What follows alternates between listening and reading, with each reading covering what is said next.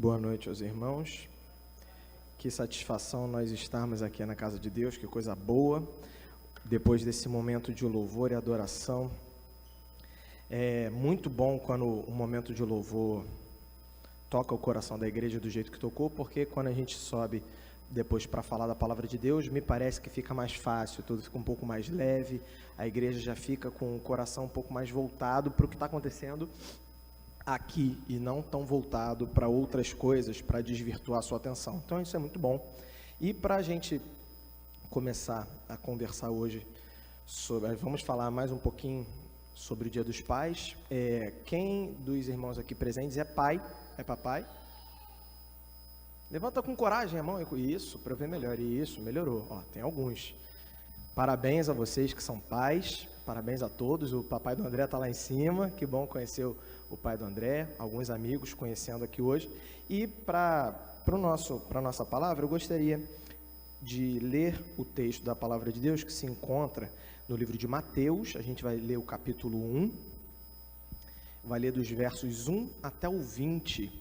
Então é uma leitura um pouco extensa, mas eu vou tentar fazer o mais rápido possível, de forma que eu vou até pedir licença aos irmãos e eu lerei aqui sozinho, ao invés da igreja acompanhar comigo. Pode acompanhar pela sua Bíblia, pode acompanhar aqui pela projeção, mas eu vou ler sozinho para ganhar um pouquinho mais de tempo, até o versículo 20, diz assim: Livro da geração de Jesus Cristo, filho de Davi, filho de Abraão. Abraão gerou Isaque, Isaque gerou Jacó, Jacó gerou Judá e a seus irmãos. E Judá gerou de Tamar a Pérez e Zerá, e Pérez gerou Esrom, e Esrom gerou Arão. E Arão gerou Aminadab, e Aminadab gerou Naasson, e Naasson gerou Salmão. E Salmão gerou Raabe e a Boaz, e Boaz gerou Rute e Obed. E Obed gerou a Jessé. E Jessé gerou ao rei Davi. O rei Davi gerou a Salomão, que foi mulher de Urias. E Salomão gerou a Roboão, e Roboão gerou a Abias, e Abias gerou a Asa. E Asa gerou Josafá, e Josafá a Jorão, e Jorão a Uzias. E Uzias gerou a Jotão, e Jotão gerou a Acais, e Acais gerou a Ezequias. E Ezequias gerou a Manassés, e Manassés gerou a Amon, e Amon gerou a Josias. E Josias gerou a Jeconias e a seus irmãos na deportação para a Babilônia. E depois da deportação para a Babilônia, Jeconias gerou a Salatiel, e Salatiel gerou a Zorobabel. E Zorobabel gerou Abiúde, e Abiúde gerou Eliaquim, e Eliaquim gerou Azor. E Azor gerou a Sadoque, e Sadoque gerou a Aquim, e Aquim gerou Eliúde. E Eliúde gerou Eleazar, e Eleazar gerou a Matã, e Matã gerou a Jacó. E Jacó gerou a José, marido de Maria, da qual nasceu Jesus, que se chama o Cristo. De sorte que todas as gerações, desde Abraão até Davi, são 14 gerações, e desde Davi até a deportação para a Babilônia, são 14 gerações, e desde a deportação para a Babilônia até Cristo, 14 gerações. Ora, o nascimento de Jesus Cristo foi assim: estando Maria, sua mãe, desposada com José, antes de se ajuntarem, achou-se ter concebido do Espírito Santo. Então José, seu marido, como era justo, não queria infamar, intentou deixá-la secretamente.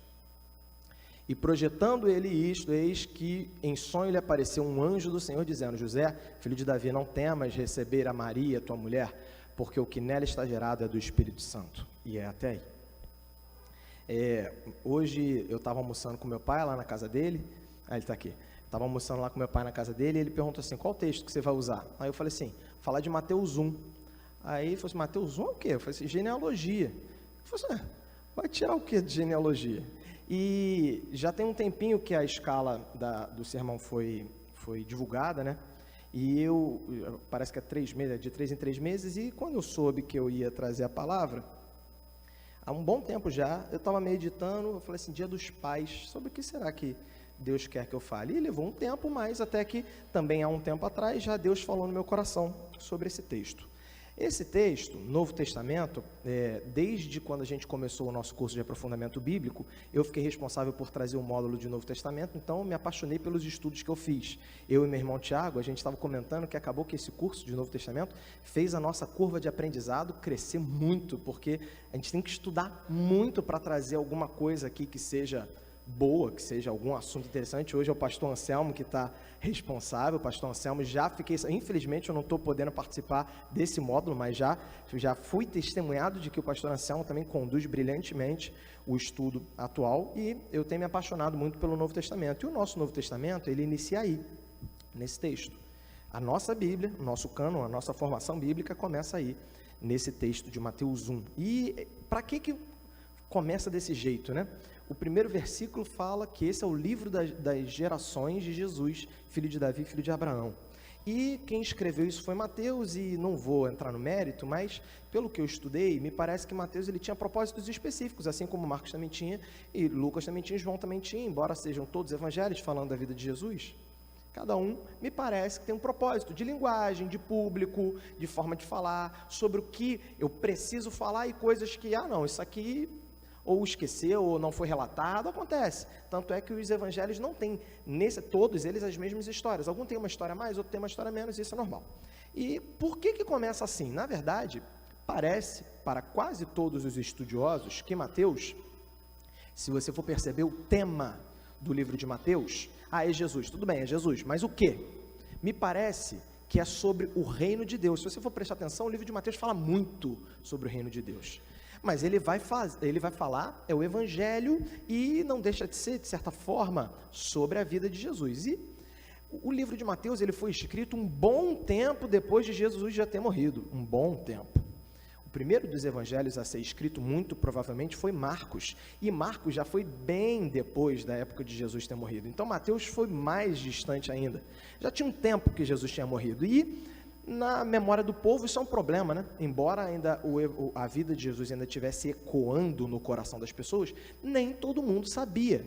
Alguns que estavam vivendo ali nem nascidos eram quando tudo aconteceu, então já tinha passado um tempo, pessoas jovens, e já está vindo uma nova geração, isso é normal. Então me parece que o Novo Testamento começa assim, como tipo um argumento de autoridade. Vejam bem, sabe aquela pessoa que gosta de dar carteirada?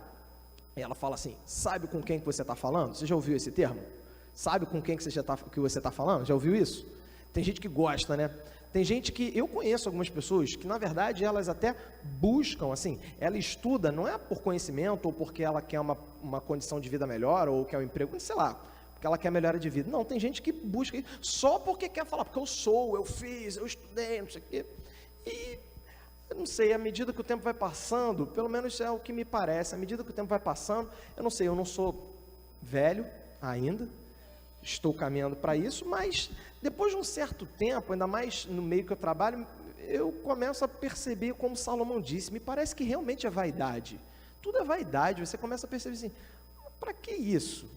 Só que algumas pessoas precisam disso, só vão ouvir depois de um argumento de autoridade, e me parece que o livro de Mateus, ele começa com um argumento de autoridade. Vocês querem ouvir falar de Jesus? Deixa eu mostrar primeiro quem ele é, de onde ele veio. Por quê? É interessante que as raízes de uma pessoa sempre foram importantes. Antes de se existir o sobrenome, hoje todo mundo tem nome e é sobrenome. Eu não sei há quanto tempo que já se usa sobrenome, já tem um tempo, mas na época de Jesus não era assim ainda. Não havia sobrenome. Você dizia ou de onde a pessoa era ou filho de quem. Geralmente era assim. Se eu vivesse naquela época, provavelmente iam me chamar de Jonatas, filho de Eliezer. Esse seria o meu nome. Meu nome e sobrenome. De quem ele é filho. E isso é importante. Em dado momento, a gente vai perceber que no livro, mais para frente eu vou falar sobre isso, de João, que fala assim, ele é galileu, veio da Galileia, isso também era uma característica, né?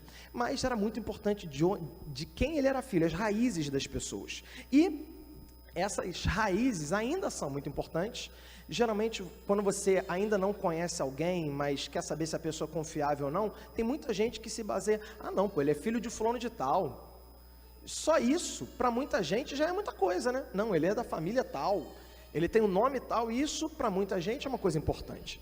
E nessa época aqui, os judeus, alguns deles, para os judeus isso era tão importante, que eles, chamados os filhos de Abraão, eles se julgavam maiores do que quem não era filho de Abraão, ou seja, os demais povos, até que Jesus disse a eles, e não presumais de vós mesmos, dizendo, temos por pai a Abraão, porque eu vos digo que mesmo dessas pedras, provavelmente Jesus apontou e mostrou, mesmo dessas pedras, Deus pode suscitar filhos de Abraão. Isso está registrado também em Mateus, no capítulo 3, versículo 9, caso alguém depois queira dar uma verificada.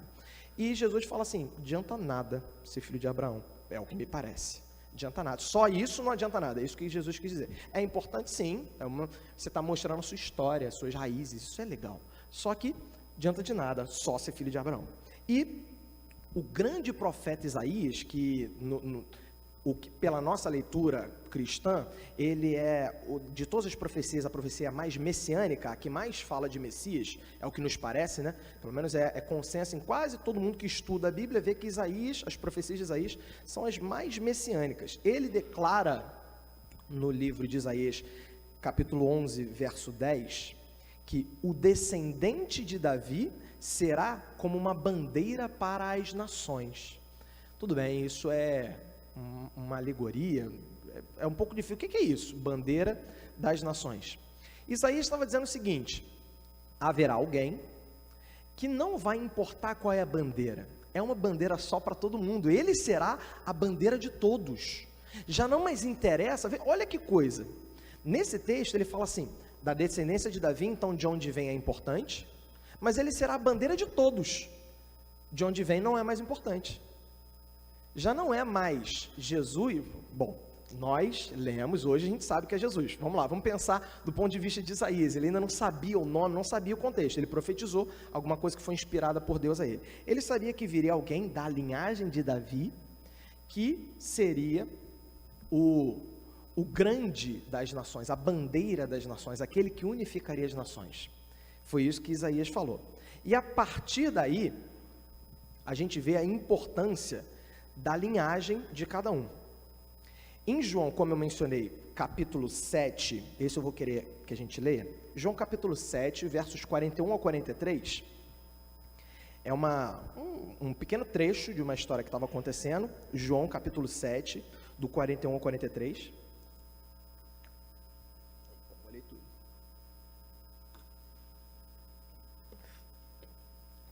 diz assim, outros diziam, este é o Cristo, mas diziam outros, vem, pois, o Cristo da Galileia? Não diz a Escritura que o Cristo vem da descendência de Davi e de Belém, da aldeia de onde era Davi? Assim, entre o povo havia dissensão por causa dele. Até aí. Olha isso. Havia dissensão no povo por aquele que diziam assim, esse é o Cristo, é o Messias. Mas fosse, não, negativo.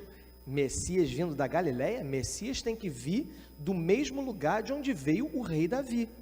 E Mateus começa o texto dizendo a genealogia do Senhor Jesus, desde Abraão até chegar em Jesus Cristo. Mas o que isso tem a ver com a genealogia ainda? Era aí que eu queria chegar. Como eu estava mencionando sobre Abraão, Abraão foi o grande pai.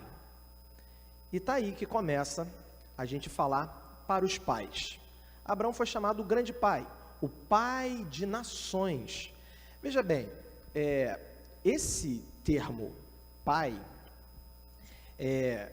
ele pode ser mal empregado em alguns momentos, pelo que ele significa. O que eu quero dizer com isso? Eu arrisco dizer, estatisticamente falando, olhando pela quantidade de gente que tem aqui, que deve ter tido gente que não conheceu o seu pai, que não conheceu, nunca conheceu, nem sabe quem é. Pode ter gente que não sabe nem o nome dele, é possível. Isso estatisticamente no Brasil, isso não é tão incomum assim, infelizmente. Além disso, pode ser que você tenha conhecido seu pai e ele tenha sido o pior exemplo de ser humano que você conheceu. É possível? Sim. Infelizmente, isso é possível. É provável que alguém daqui esteja nessa condição que eu estou falando. E é possível também que você já não tenha mais o seu pai hoje. Isso aí, certamente vai ter gente aqui que, infelizmente, seu papai já se foi. Talvez você tenha boas lembranças, talvez você não tenha tão boas lembranças. Abraão era pai, mas veja bem, pai de quem? Aí, a princípio, na genealogia, Abraão gerou a Jacó, também gerou outros, mas gerou Esaú, que é o que a gente tem na história de Jacó e Esaú, tem esses dois, e de Jacó veio... Abraão gerou Isaac, Isaac gerou Jacó, e Jacó gerou José e seus irmãos. Estava aí na genealogia, eu que confundi. E isso acontecendo, Abraão se torna o pai de muita gente, o pai de uma nação. Só que veja bem, aqui o pessoal estava dizendo assim, porque nós somos filhos de Abraão. Esse pessoal que estava falando aqui na época de Jesus, nem conheceu Abraão. Como é que Abraão viria a ser pai deles? Quem é pai para você? Aí tem uma frase de efeito que a gente usa muito, que pai é quem? Então vocês também sabem, como é que é? Pai é quem? Não fui só eu que ouvi esse ditado, vocês também já ouviram ele. Abraão criou esse pessoal aqui que vivia na época de Jesus? Abraão nem conheceu ele, já morreu há tanto tempo, Abraão nem fazia a menor ideia da existência desse pessoal aqui. E esse pessoal se baseava, não, porque eu sou filho de Abraão. E Jesus falou assim, Abraão nem conhece vocês, não adianta de nada. Vocês... Filho de Abraão, assim, que vem da descendência de Abraão, é fácil, qualquer um aí pode ser, tem um montão de gente aí, isso aí não faz a menor diferença. E era isso que Jesus estava mostrando, que ser filho de Abraão não era o que significava antigamente. As pessoas já estavam usando esse título, filho de Abraão, para se achar melhor do que os outros, mas ainda não é isso que eu quero falar. Isso tudo para mostrar exemplo de um pai, só que, olha esse exemplo, longe a beça, que o pessoal se chamava filho de Abraão, mas um filho que nem conheceu o seu pai. Isso era uma referência histórica, isso era uma referência de povo, porque ali foi construído o povo. Depois que o povo se consolidou, já não faz mais muito sentido esse povo se basear em sua filiação a Abraão ou não. E era isso que Jesus estava falando. Muitas gerações depois, como a gente viu na genealogia, no versículo 19 de Mateus, capítulo 1, mostra o que veio logo antes de Jesus, chamado José, e é sobre ele que eu quero falar.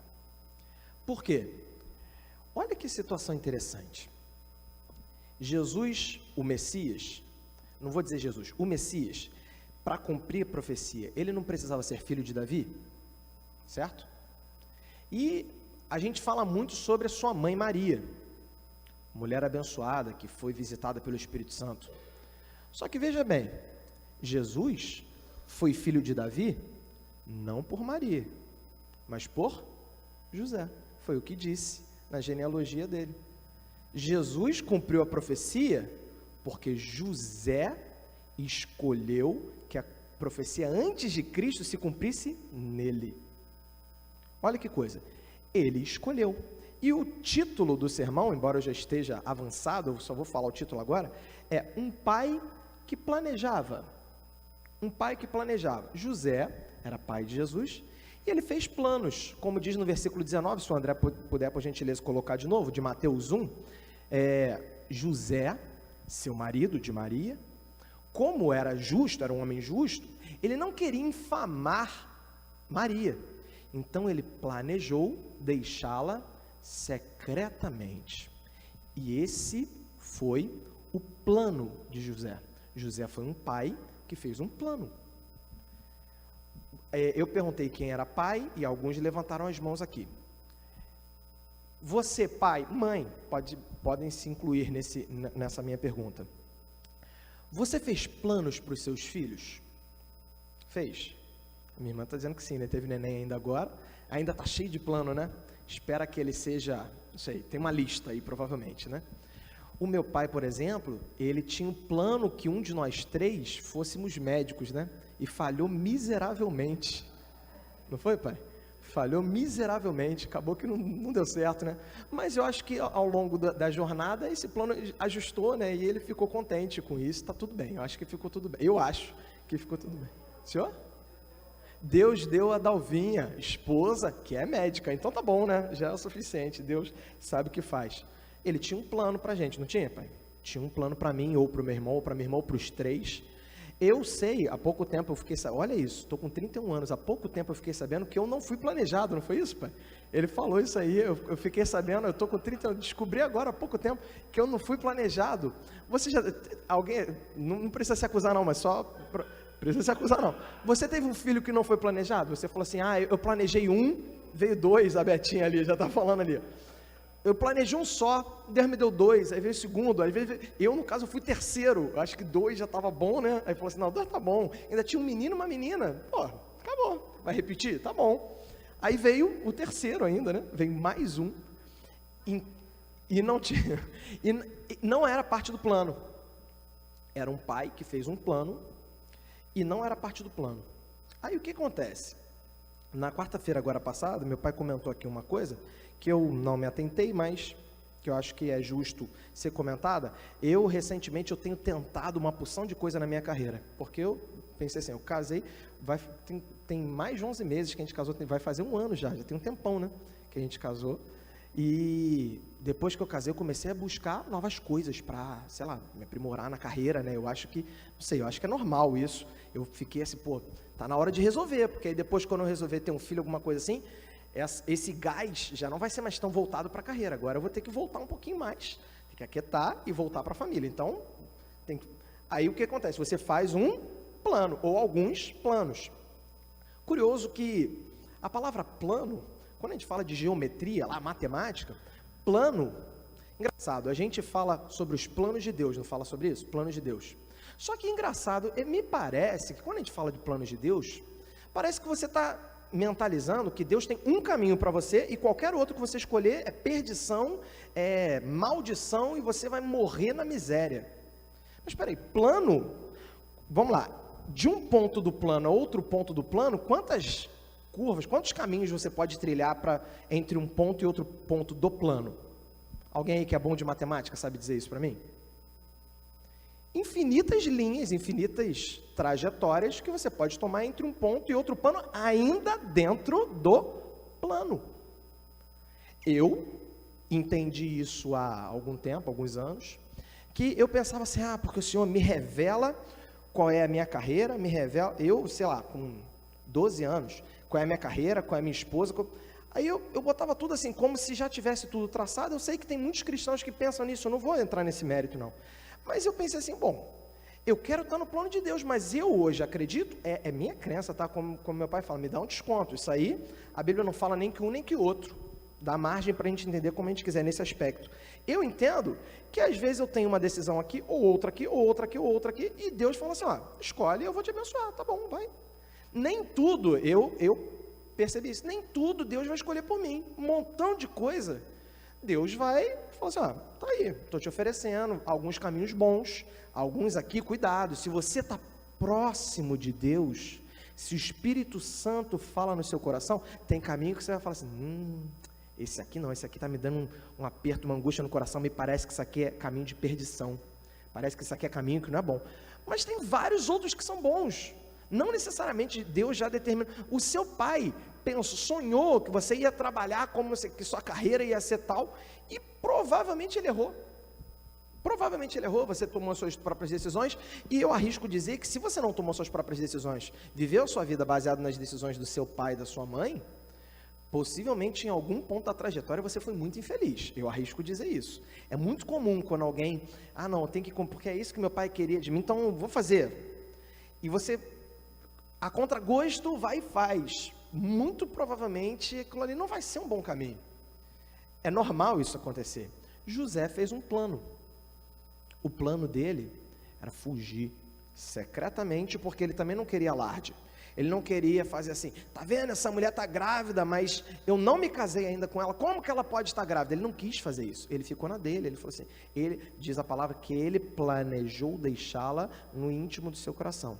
Você planejou uma porção de coisa, talvez você que está aqui comigo, aqui ouvindo hoje, ou ouvindo pela internet em outro dia, você pode ser pai, talvez o filho não foi gerado pelo seu código genético, você entrou numa família depois, já tinha uma criança, e ele virou seu filho, ele se tornou seu filho, isso é muito comum, isso é muito bonito, quando eu vejo pessoas que de fato abraçam uma família e se tornam pai e mãe, e para todos os efeitos, é de fato pai, esse pai é um pai que talvez até exija-se desse pai mais coragem ainda, porque ele já entra num plano em andamento, Esse pai que entra numa família que já está formada, às vezes acontece, você se casou e a sua esposa já tinha um filho e agora esse filho virou o seu filho. Você entrou, você pegou o bonde andando.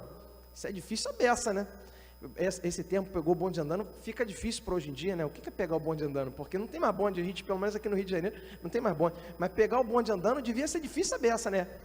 Eu nunca peguei bonde aqui no Rio de Janeiro, não. Já peguei em outros lugares, em outras cidades, mas aqui no Rio de Janeiro, não. Pegar o bonde andando deve ser difícil a beça, né? Você tem que correr do lado dele e se falhar ali, se agarrar errado, você cai ali, se machuca, se estabaca feio. Às vezes acontece isso. Por quê? Porque você tem um plano, mas Deus também tem. Deus tem um plano. A pastora Roseli, eu não sei se ela está ouvindo aqui o nosso sermão, a esposa do irmão Luiz Alberto, ele está ali. A canção que ela canta aqui na igreja que eu mais gosto, eu particularmente, é essa: Deus tem um plano em cada criatura. Uma canção belíssima, lindíssima, que fala que é isso, Deus tem um plano em cada criatura. Aí ele cita: aos astros ele dá o céu, a cada rio ele dá um leito e um caminho para mim traçou. E o refrão diz: a minha vida, vocês sabem? Eu entrego a Deus, pois o seu filho ele entregou por mim. Olha que coisa profunda, que coisa bonita. Por quê? Deus tem um plano. Veja bem, eu estou dizendo aqui, eu estou falando alguma coisa contra você fazer algum plano? Pelo amor de Deus, hein? Se alguém, não, peraí, então eu vou cancelar os meus planos e agora eu vou sentar e esperar Deus me mostrar o que é para fazer. Eu estou falando exatamente o contrário disso. Deus tem uma porção de caminhos para você, vários caminhos de bênção para você. Eu não acredito que seja apenas um. Eu não acredito que tenha uma pessoa predestinada para se casar com você, uma carreira, uma empresa que está predestinada para você. Não, eu acredito que Ele te dá escolha e algumas dessas escolhas, meu amigo, você vai ter que suar muito a camisa para poder conquistar. E isso é bonito. Deus nos mostra o quanto que a gente tem que trabalhar para cumprir os nossos planos. A questão é, quando os seus planos se alinham com os planos de Deus, é o que aconteceu aqui com José. Veja bem, olha isso. Se, novamente, meu achismo me dá um desconto, tomando esse termo emprestado. Se José fugisse? E se José fugisse? Bom, a partir dali, o filho que estava sendo gerado em Maria, não seria mais da descendência de Davi. Seria filho de quem? O que será que iria acontecer? Eu tenho para mim, eu tenho uma convicção plena de que Deus ia prover para Jesus uma forma social. Por quê? Veja bem, faz diferença, vamos falar da vida de Jesus, da sua trajetória, do seu sacrifício, faz diferença de qual linhagem que ele veio? Nesse aspecto, dele morrer na cruz, dele te salvar, faz diferença de qual tribo que ele é? A gente não quer nem saber disso, a gente adora Jesus pelo que ele é, não de onde ele veio. Para a gente não faz a menor diferença, mas para muita gente fazia. Ele tinha que cumprir uma série de escritos que falava sobre ele, e Jesus tinha que vir da linhagem de Davi, e ele só veio da linhagem de Davi porque Deus escolheu José, e José, que tinha um plano, desfez o seu plano, porque ele percebeu: existem planos maiores do que os meus. Entende isso? Quando José, a princípio, ele achou, qual é o natural? Não faz sentido, eu ainda não me casei, como é que ela está grávida? Traição? Não sei o que o José pensou. Ele falou assim: meu não é. E ele vê isso daí, a princípio ele não sabia, então ele pensa assim: não, vou pular fora disso aí, isso aí vai ser, eu me agarrar nisso aí é o problema que eu estou arrumando para a minha vida, e também não quero arrumar problema para ela, vou sair fora e secretamente ficar na minha, depois ela arruma algum marido aí, não sei o que o José pensou, qual era o plano completo dele, mas ele pensou em fugir, mas ele não fugiu, e isso fez com que se cumprisse na vida. Veja bem, o que eu quero dizer é o seguinte: antes, estou falando aqui no nosso plano humano, tá? Plano terreno, antes de se cumprir em Jesus, se cumpriu em José. Antes de se cumprir em Jesus, o pai de Jesus teve que tomar uma decisão. E hoje, engraçado, né? Aí menciona que José, fala um pouquinho ainda sobre ele, na fuga que eles têm para o Egito, que alguns estimam aí que Jesus tinha em torno de 1 a 2 anos, no máximo, e voltaram do Egito, e praticamente acabou, sumiu José das Escrituras, a gente não vê, tem uma ou outra menção, mas é bem raro, é bem pequenininha, coisa bem en passant mesmo, tanto é que depois a Bíblia fala sobre os irmãos de Jesus, e um deles se chama José, então dá a entender que José teve outro filho, tanto é que porque era uma prática comum, era o pai dar o seu nome para o filho, em geral para o primeiro filho, mas não era regra não, isso não era regra, mas então a Bíblia menciona Tiago, Judas e José sendo irmãos de Jesus, esses 3 nomes, provavelmente José foi o filho mais velho de José, filho mais velho depois de Jesus, aqui tudo indica. Então José fez planos, e ele viu que aí como a palavra fala, porque os meus pensamentos, Deus diz, são mais altos que os vossos pensamentos, e os meus caminhos mais altos do que os vossos caminhos, diz o Senhor. Veja bem, Deus não falou assim, esquece o seu caminho e trilha no meu. Não, ele está dizendo assim, o meu é mais alto, o meu é melhor, o meu está acima da sua compreensão, os meus pensamentos. Você quer chegar aqui? Deus oferece. Você quer chegar aqui? Você quer chegar nos meus caminhos? Você pode chegar nos meus caminhos. Olha isso, Deus oferece a você que você trilhe pelos caminhos dele. Você, pai, fez plano, não fez? Você não planejou que seu filho tivesse do jeito que está hoje. Eu posso estar falando de coisas ruins também. Você planejou que hoje o seu filho tivesse sentado aqui, do seu lado, e não está. Você planejou um montão de coisa. Quantos planos você fez e não se cumpriram? E isso esmaga o seu coração. Eu sei da dor de algumas pessoas que passam por isso. Você fez planos e esses planos não se cumpriram. Que triste. Eu não consigo alcançar isso. Às vezes você deu tudo, aí você se pergunta, nossa, dei tudo para o meu filho, dei educação da melhor, tudo o que ele precisava, todos os cursos que ele precisou fazer, eu sempre dei tudo, e deu tudo errado. Meu Deus, como que deu tudo errado? E não era o seu plano era outro. E Deus quer te falar hoje, para você, pai, mãe, para toda a igreja, mas especialmente aos pais. Muitas vezes, pai, o seu plano não era esse. Não era esse o plano para o seu filho, não era onde ele devia, ele não está onde ele devia estar na sua perspectiva. Mas Deus fala o seguinte, os planos dele são mais altos do que os seus. Às vezes, gente, eu acho que vale a pena desistir. Entregar o controle, sabe? Quando você quer controlar tudo. Quando eu estava falando com a minha esposa que recentemente eu estava passando por estava tão angustiado de tanta coisa para fazer, que eu tive um sonho que foi desesperador, que eu falei com ela, eu sonhava que eu estava no banco de trás de um carro, e o carro estava sem controle, e eu não conseguia fazer o carro parar. Nossa, é desesperador sonhar com isso. Recentemente eu falei com ela, eu acordei suado, assim, desesperado. Por quê? Porque a gente precisa controlar, a gente sente necessidade de estar no controle das coisas. E em alguns momentos, faz sentido você falar assim, cara, chega, esse plano aqui não deu certo. Reconheça, esse plano não deu certo. Para de ser arrogante, prepotente e dizer assim, não vou insistir, não vou desistir. Às vezes faz sentido desistir. Tem uma frase forte que eu ouvi, mas eu achei legal. Que faz sentido, porque a gente está numa época de que, pelo menos na minha geração, até na geração que está vindo depois de mim até, essa geração está aprendendo de que você não pode perder, nunca. Você tem que ganhar em tudo, você tem que estar acima de tudo. Você é o senhor de si mesmo, não faz sentido, e algumas igrejas ainda pregam isso, que você tem que estar sempre por cima, e você não vai ter problema. Aí veja bem, eu ouvi uma frase seguinte, todos os corpos de pessoas mortas ao redor do Everest, foram pessoas que não desistiram a tempo.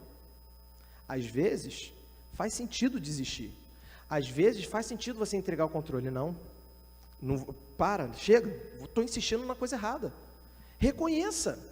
Como é que você vai reconhecer isso? Pelo que a gente vê aqui, o que Deus fez com José para José ver que o plano dele não fazia sentido, ele tinha que desistir? Enviou o anjo e ele falou assim, o que está sendo gerado veio de mim. Olha que lindo. José teve uma experiência que você nunca vai ter. Um anjo vira e fala assim, ó, o filho que está gerando na sua esposa vem de mim. Olha isso, olha que coisa. No ventre dela foi gerado do Espírito Santo. Olha que coisa linda. José precisou dessa experiência e ele desistiu. Ele desistiu do plano dele. É isso que eu queria chegar. Ele era um pai que fez planos. Tá certo fazer planos? Tá. Se eu tivesse no lugar dele, talvez eu fosse até mais drástico do que ele. Eu ia ficar revoltado. Eu ia ficar revoltado. Mas a Bíblia diz, José, como era um homem justo, e a gente entende aí que ele era justo, então ele era uma pessoa boa, ele tinha as melhores das intenções. Ele planejou deixá-la secretamente, mas ele desistiu a tempo. Para de insistir, seu filho não é você, ele não é uma impressão dos seus planos, ele não é isso, não é isso. Seu filho é ele. Tente entender agora, pai, mãe, como ele é, como aquele ser humano é, ele não é você, ele é um outro ser humano. Entenda, deixa Deus falar no seu coração. E para você todos, para vocês todos que estão ouvindo, pais, mães e todos os irmãos que estão me ouvindo, às vezes Deus está te mostrando assim, chega desse plano. Lembra da história de Balaão?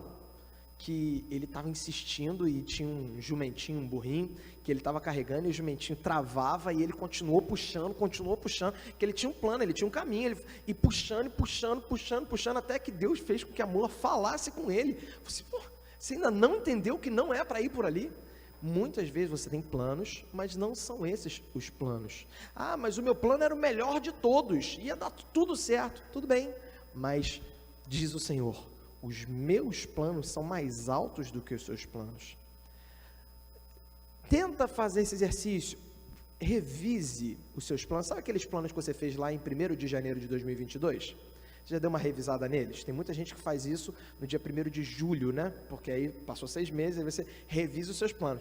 Quando eu fiz isso uma vez, aí eu decidi parar de fazer planos em 1º de janeiro. Primeira vez que eu fui revisar os planos que eu tinha feito em 1º de janeiro, eu falei assim, não vou mais fazer planos em 1º de janeiro, porque me dá até frustração. Eu fiquei assim, cara, não fiz nada que eu planejei. Você fez uma porção de plano, você olha assim, nossa, não cumpri nem nada, nenhum. Então, às vezes, faz sentido. O que eu quero dizer é o seguinte, ame o seu plano, mas ame mais a Deus. Ame o seu plano para o seu filho, mas ame mais o plano que Deus tem para o seu filho.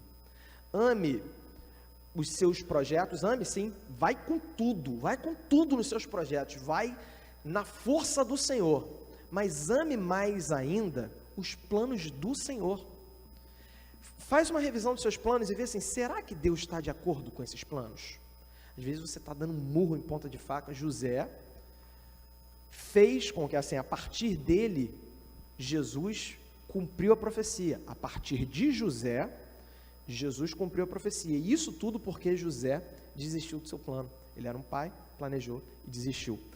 Muitas vezes Deus hoje pode estar querendo falar com você assim, não era isso que eu estava querendo para você, você está insistindo aí, eu estou tentando te segurar. Coloque os seus planos nas mãos de Deus. Assim, como é que faz isso? Isso é muito etéreo, né? Muito vago. Como é que faz isso? O que eu tenho que fazer? Quantos pulinhos eu tenho que dar? O que eu tenho que fazer? Eu tenho que ler o quê aqui? O que você vai fazer? Eu percebi que quanto mais você ora por uma causa, mais você se envolve com ela. E se você ora com o coração aberto, uma das orações que eu aprendi quando eu era bem mais jovem, era que eu falava assim com o Senhor, Senhor, que eu me conforte se não receber. Ou seja, fique aberto para não receber. Deus pode estar querendo te dar outra coisa, melhor, diferente, ou está querendo não te dar aquilo ali não é para ser, se abra, ore bastante, vai falando com Deus várias vezes, compartilha com os irmãos que você confia o seu plano. Às vezes o seu plano não é o plano de Deus, e Deus tem planos maiores para a sua vida. Muito obrigado pelos irmãos me ouvirem aqui, que Deus tenha falado ao seu coração.